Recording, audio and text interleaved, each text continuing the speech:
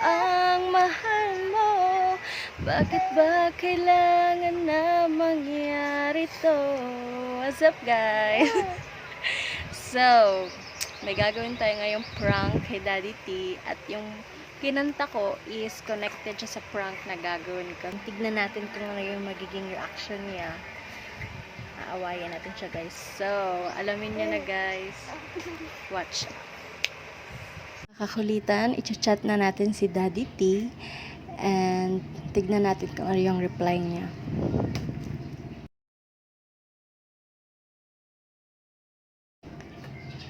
Yan, nabasa na niya.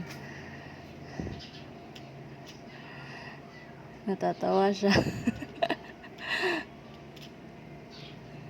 Ano kaya ang reply niya? Tagal.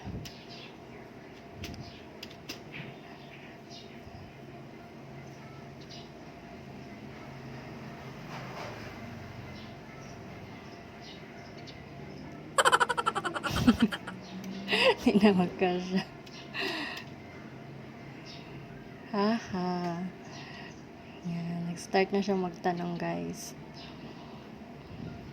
Ay, naku.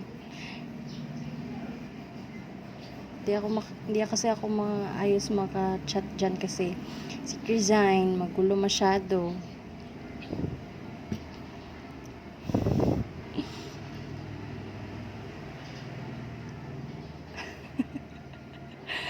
Ayan, nag-start na siyang magalit.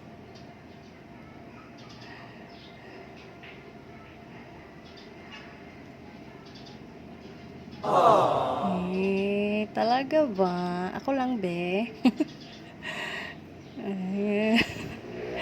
Yan, guys. Di mo na ba ako mahal? Nag-emote na si Daddy T. Medyo galit na siya dyan. Ano mangyaro?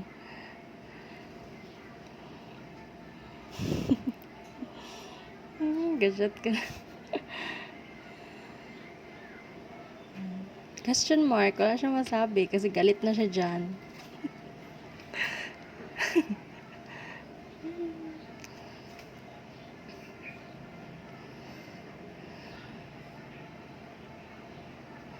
Bakit kaya nag-red, no? Tama naman yung spelling ko, eh.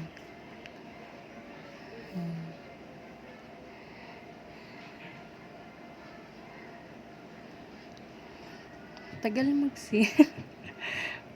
Baka hindi na niya isisin. Ay, salamat. Nag-sin na siya, guys. And tignan natin. Reply na, Daddy. Yan, magre-reply na siya. Kanta mo. Ay, nako. So, guys, nahuli tayo ni Daddy T. Nakahalata na siya, guys. Alam na niya na kanta yun.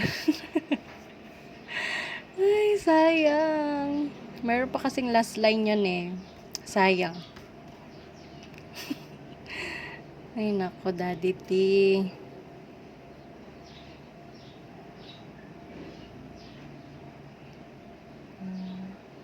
So,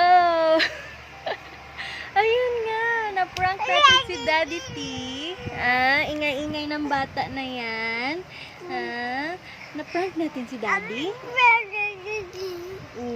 Nagalit si Daddy na. Nagalit si Daddy. Tawa-tawa na yan. So, ayun guys, nagalit siya. Kasi akala niya, baka may iba na daw ako. Hindi ko naman gagawin yon. Sayang lang hindi lang natapos yung kanta. May last line pa kasi yon kasi nakahalata na siya. So, at least, naging successful naman. Nagalit naman siya sa kanyang mga reply.